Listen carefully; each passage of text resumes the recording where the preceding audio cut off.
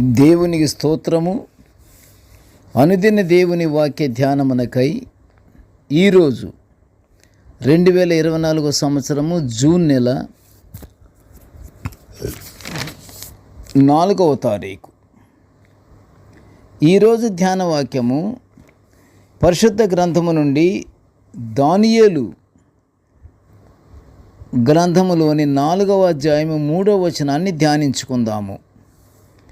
ఆయన సూచక క్రియలు ఎంతో బ్రహ్మాండమైనవి, ఆయన అద్భుతములు ఎంతో ఘనమైనవి. ఆయన రాజ్యము శాశ్వత రాజ్యము, ఆయన ఆధిపత్యము తరతరములు నిలుచుచున్నది. ప్రియ దేవుని బిడ్డలారా, నేటి ధ్యానవాక్యములో దేవుని యొక్క గొప్పతనాన్ని మనము వివరించుకుంటున్నాము. ఈరోజు ధ్యానవాక్యము దేవుని శాశ్వత రాజ్యము, ఆయన ఆధిపత్యము గురించి మనము ధ్యానించుకుంటున్నాము. దేవుడు మన జీవితాలలో చేయు సూచక క్రియలు ఎంతో అమూల్యమైనవి. మనము ఏ విధంగా నిత్యము దేవునికి మన విజ్ఞాపనలు, ప్రార్థనలు వినయంగా చేసుకుంటున్నామో, దేవుడు కూడా పరిశుద్ధ గ్రంథం ద్వారా మనతో మాట్లాడుతున్న విషయాన్ని మనం గుర్తుంచుకోవాలి. మన క్రియలను దేవుడు మనకు సూచిస్తున్నాడు. ఆయన సూచిస్తున్న ప్రకారము మనము మన నడవడిక, మన ప్రవర్తన ఆయనకు విధేయతతో ఉన్నట్లు దేవునికి కనిపించాలి. అలా ఉండడం మన దేవునికి ఎంతో ఇష్టము. అప్పుడు దేవుడు మన ఎడల అద్భుత కార్యాలు చేస్తాడు. ఆయన రాజ్యం శాశ్వత రాజ్యము. ఆయనే ఆదియు అంతమునై ఉన్నాడు. ఆయనే మొదటివాడును కడపటివాడును.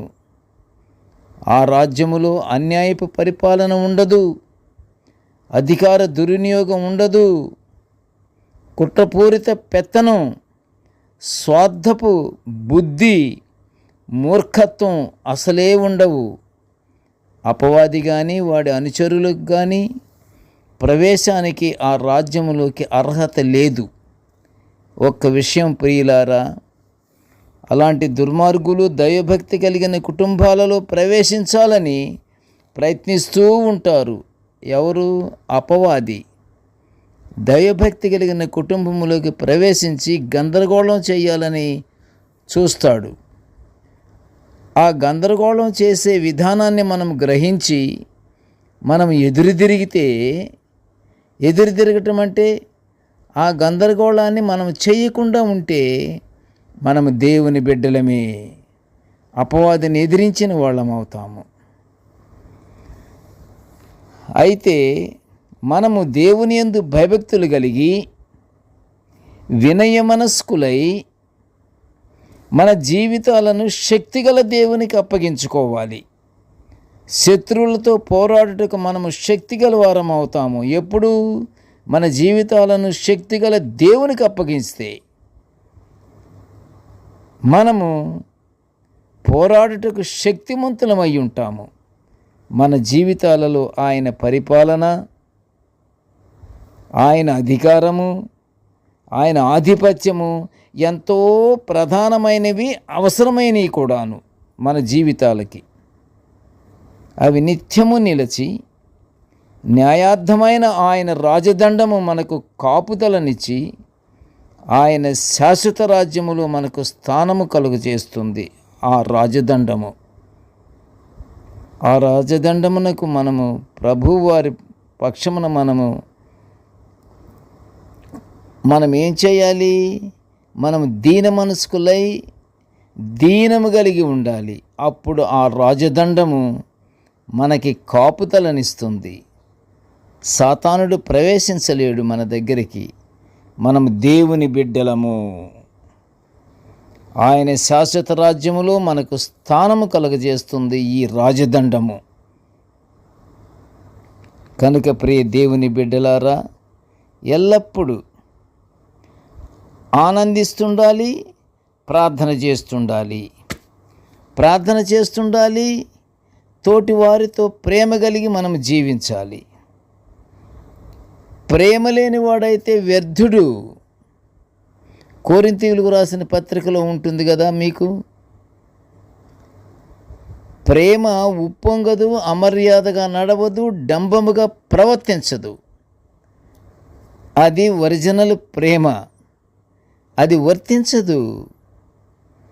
ప్రేమ కలిగి జీవించాలి. దేవునికి కావలసినది ఆ ఒక్కటే. ఆయన సృష్టించినటువంటి మానవుడిలో ప్రేమ కలిగి ఉండాలి, కానీ దేవునికి వ్యతిరేకమైనటువంటి సన్నివేశము మనము దేవునికి కనపరచకూడదు. అప్పుడు మనము ఆయన శాశ్వత రాజ్యములో మనకి ప్రవేశానికి అర్హత ఉంటుంది.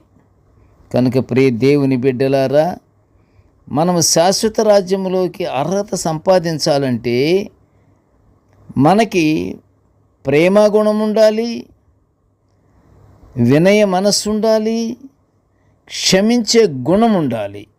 ఈ మూడు కానీ కలిగి ఉంటే తప్పకుండా మనము దేవుని రాజ్యములోకి, ఆయన శాశ్వత రాజ్యములోకి మనం ప్రవేశించి మనము కూడా దేవునితో శాశ్వతంగా ఉండిపోతాము. ప్రార్థన చేసుకుందాము. కృపగల తండ్రి, జీవముగల నాయన, నీ పాదముల స్తోత్రములు తండ్రి.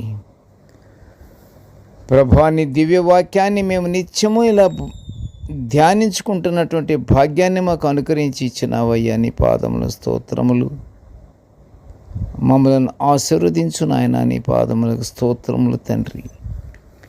మేము ఎల్లప్పుడూ తండ్రి నీ యొక్క మా జీవితాలలో నీవు చేస్తున్నటువంటి సూచక క్రియలను మేము గమనించి వినయ విధేయతలతో నీ సూచక క్రియలను బట్టి మేము నడిచే భాగ్యాన్ని మాకు అనుగ్రహించమని వేడుకుంటున్నాము తండ్రి. నాయన, నీవు చేస్తున్నటువంటి అద్భుత కార్యాలను దేవా మేము మనస్ఫూర్తిగా మేము ఆత్మీయంగా చూడగలిగే కన్నులు మాకు తెరవమని నిన్ను వేడుకొనిచుంటున్నాము తండ్రి. నీ పాదముల స్తోత్రములు తండ్రి.